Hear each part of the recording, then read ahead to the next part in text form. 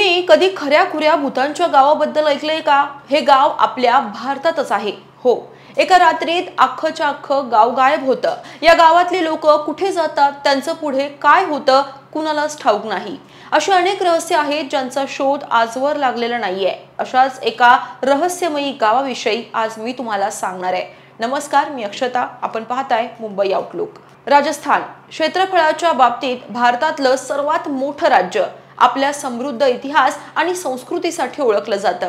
राजस्थानचे गुलाबी शहर जयपूर असो किंवा उदयपूर, जोधपूर आणि बिकानेर असो, प्रत्येक शहराचं स्वतःचं असं वेगळं आकर्षण आहे. मात्र याच राजस्थानमध्ये एका गावाला भूतांचं गाव म्हणून ओळखलं जातं. ही गोष्ट आहे राजस्थानमधील कुलधरा गावाची. जैसलमेर पासून 18 किलोमीटरवर वसलेलं रहस्यमयी कुलधरा गाव इसवी सन 1291च्या आसपास पाली भागातून आलेल्या कधान नावाच्या व्यक्तीनं कुलधरा हे गाव वसवलं होतं. हळूहळू गावाची लोकसंख्या वाढत गेली आणि काही वर्षातच कुलधरामध्ये जवळपास 84 गावं वसली. या कुलधरा गावामधील लोक पाली भागातून आलेले ब्राह्मण होते. यांनाच पुढे पालीवाल ब्राह्मण म्हटलं गेलं. या गावातल्या कष्टाळू लोकांनी कृषी क्षेत्रात प्रचंड प्रगती केली होती. वाळवंटात त्यांनी विशिष्ट पद्धतीनं पाणी सिंचन पद्धतीचा उपयोग केला होता. गाई म्हशींचं पालन, मातीची भांडी बनवणं, विविध व्यापार यामुळे या गावातील लोक राज्याला सर्वात जास्त कर देत होते.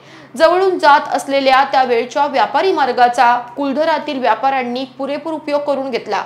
इथून जाणारा मार्ग दक्षिण Africa, Iran, Iraq, Peshawar, Rawalpindi, Maharashtra, Konkan पर्यंतचा मालाची देवाणघेवाण करत होता. गावाची चौफेर प्रगती होत होती. मग असं गावासोबत काय घडलं की एका रात्रीत हे गाव गायब झालं आणि आज ते एक खंडर आहे.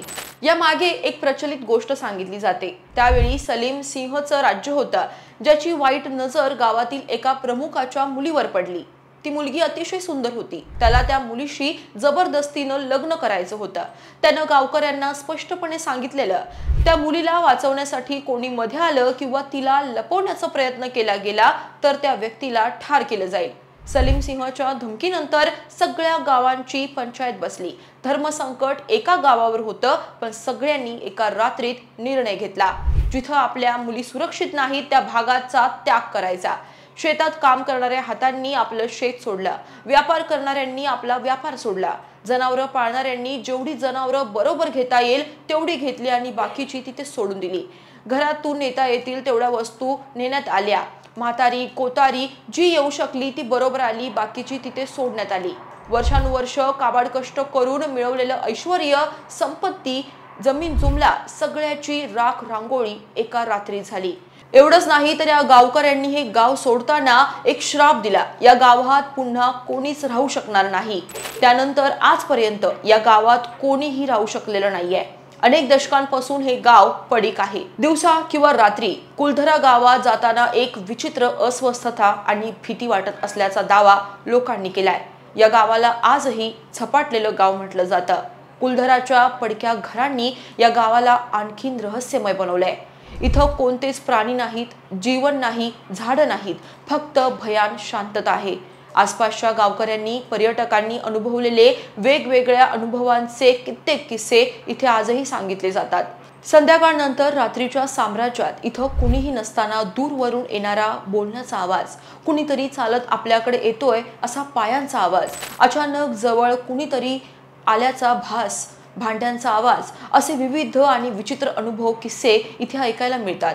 आश्चर्याची गोष्ट म्हणजे इतक्या वर्षांनंतरही येथील दगडांच्या संरचना सुरक्षित आहेत. अनेक लोक असंही मानतात की कुलधरातील गायब झालेल्या लोकांची आत्मा अजूनही इथे भटकतीये.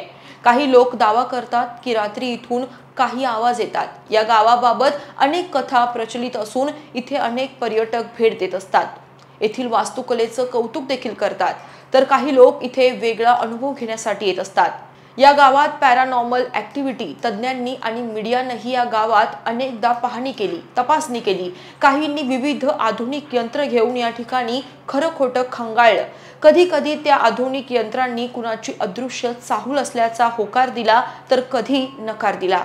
पण अजूनही या गावातील लोक कुठे गेले हे कुणालाही समजू शकलेलं नाहीये. या ओसाड पडलेल्या कुलधरा गावाला राजस्थान सरकारनं पर्यटन स्थळाचा दर्जा दिलाय. त्यामुळे देश विदेशातील हजारो पर्यटक दररोज इथं येत असतात।